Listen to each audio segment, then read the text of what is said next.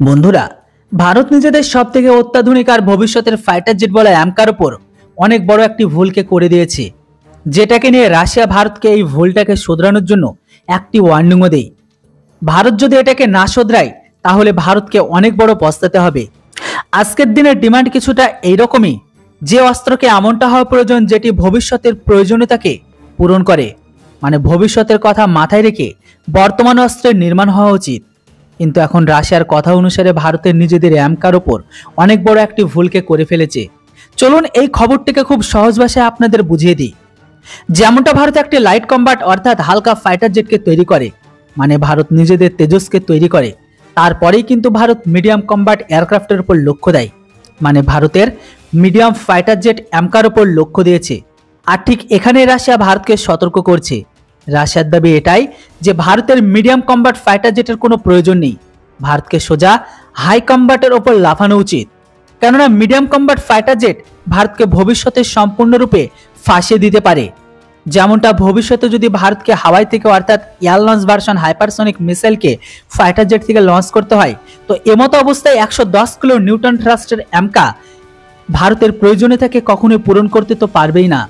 যেমনটা ভারতের Sukhoi fighter জেটে hypersonic মিসাইলকে launch করার ক্ষমতা আছে, কিন্তু সময়ের সাথে সাথে ভারতের সুখোই ফাইটার জেটও পুরনো হয়ে যাবে। তো সেখানে আবার গত 10 বছরের মধ্যে ভারতের কাছে অ্যামকা ফাইটার জেট আসতে সময় লাগবে। তো সেই মুহূর্তে ভারতের কাছে এয়ার লঞ্চ হাইপারসনিক মিসাইল বিকাশ করার ক্ষমতাও চলে আসবে। তো এমতো অবস্থায় ভারতের অ্যামকা, যেটি একটি মিডিয়াম কম্ব্যাট ফাইটার জেট, তখন কি ভারতের এত বড় বা লম্বা দূরত্বের হাইপারসনিক মিসাইলকে লঞ্চ করতে পারবে? ভবিষ্যতের এই সমস্যাকে দেখে ভারতকে এখন থেকে বিচার করা উচিত, কেননা সামনের দিনের সময়টা আসবে হাইপারসনিক মিসাইলের। তাই এখন থেকে ভারতকে অ্যামকা ফাইটার জেটকে হাইপারসনিক মিসাইলকে লঞ্চ করার মতো হিসাবে ডেভেলপ করতে হবে।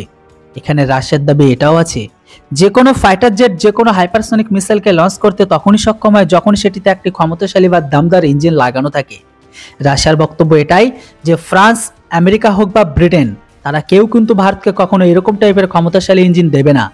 আমেরিকার কাছে যদি দামদার ইঞ্জিন আছে, সেটা তো তারা কখনোই ভারতকে দেবে না। তাই এখানে রাশিয়ার দাবি ভারতকে এরকম দামদার ইঞ্জিনের চাহিদাকে পূরণ করতে পারবে রাশিয়া, কেননা ক্ষমতাশালী ইঞ্জিনের সাথে যুক্ত ভারতের সুখোই ব্রহ্মোস মিসাইলকে লঞ্চ করে। তাই এখন ভারতকে রাশিয়ার ইঞ্জিনকে নিয়ে বিচার করা উচিত। বন্ধুরা, এবার আপনারা বলুন, আমাদের কোন দিকে যাওয়া উচিত, আমেরিকা না রাশিয়া? এর উপর আপনাদের মূল্যবান মতামত অবশ্যই কমেন্ট বক্সে লিখে জানান। Thanks for watching. জয় হিন্দ, বন্দে মাতরম।